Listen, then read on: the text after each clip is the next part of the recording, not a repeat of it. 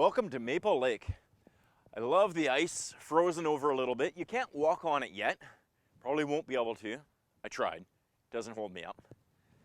Today I want to ask, what are you afraid of?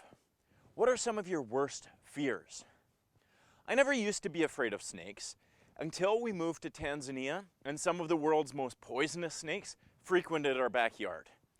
Yet now, even when I see a garter snake around here, whoo, I get those heebie-jeebies.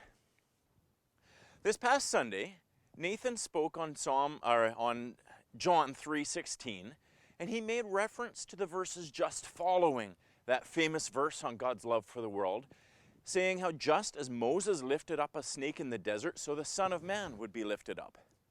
And that took me back a little while, because when we were in Tanzania, our whole way of ministering to people was through telling stories. We'd start with creation and tell God's story, and Adam and Eve, and Cain and Abel, and Abraham and Moses. And this story of the snakes in the wilderness was always a hit. People loved to talk about it, to address it, to think about the issues that that story taught. Now, the tribe that we were with in Tanzania, all of their traditional stories, the moral of the story was sung. There was a special tune that they'd sing for their various stories. One of our talented teammates, she went and she got the tunes from their songs, and she'd take the Bible stories and she'd put the words of the stories, and especially the highlight of the stories, into these songs. So as I'd sit with neighbors and sit with friends in the village in Tanzania, and we'd be telling stories, and we'd come to this story where Israelites, they were in the desert, and God was leading them to the promised land, and he's saying, follow me, trust me, and I will give you so much. But they kept on grumbling.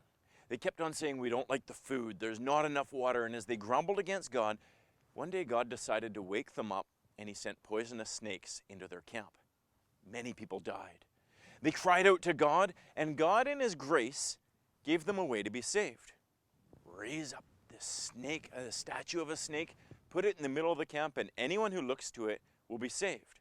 And then I'd sing, Israeli mamkosera mrungu achitia dhabu, tunzanyoke yashaba, yanorwa zuru, tunzanyoke yashaba, yanorwa zuru.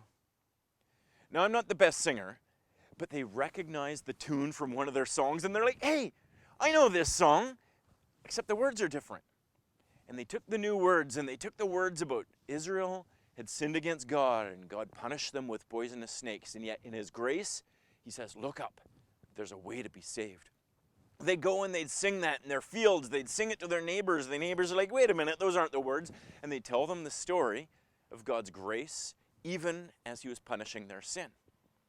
We'd always talk about the stories after we told them. And this was a fun one because I'd always ask, have you ever been bit by a poisonous snake? And if they hadn't, someone they knew had. And there were so many stories. Now, I could go on for days about snake stories in Africa. And so many interesting stories. Witch doctors using the snake's head. Anytime a snake was killed, they'd keep the head and they'd turn it into this potion and they'd give it to people.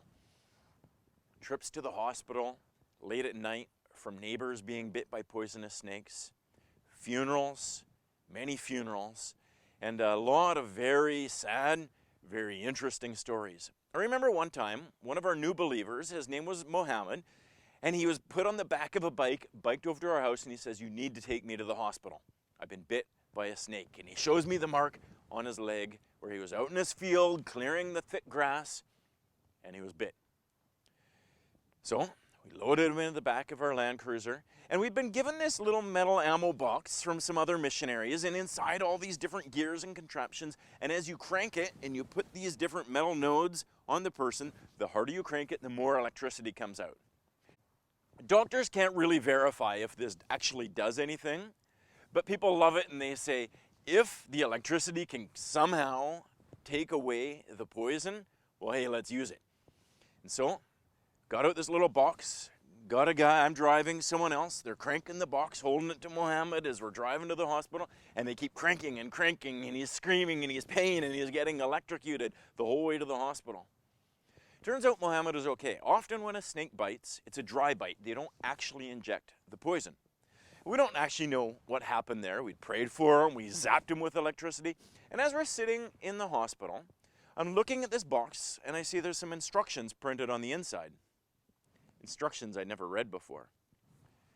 Crank for 30 seconds and then wait for 15 minutes. If the pain persists, crank for another 30 seconds. And I'm like, we just spent 20 minutes zapping this guy. Well, if it worked, it was a good ending to one of the snake stories. But we'd always talk about the snake stories because God sent the poisonous snakes into Israel's camp to punish them for their sin of rebellion, of turning from Him and what He had for them. But God also gave a way for them to be saved.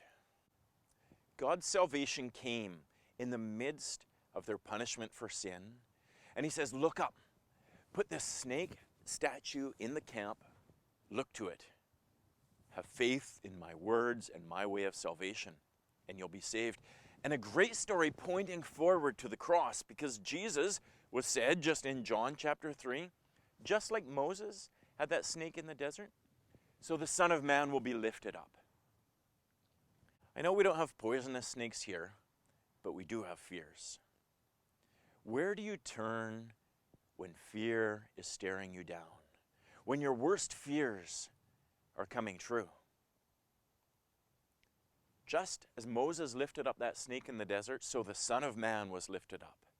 He was on the cross to bring you victory.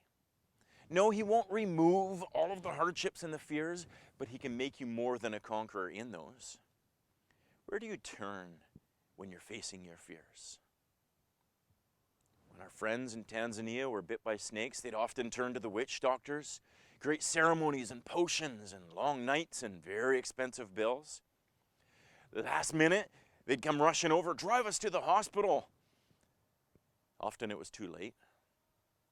There's many ways to turn when our fears come. We can solve this problem. We can dig ourselves out of this. We can figure it out.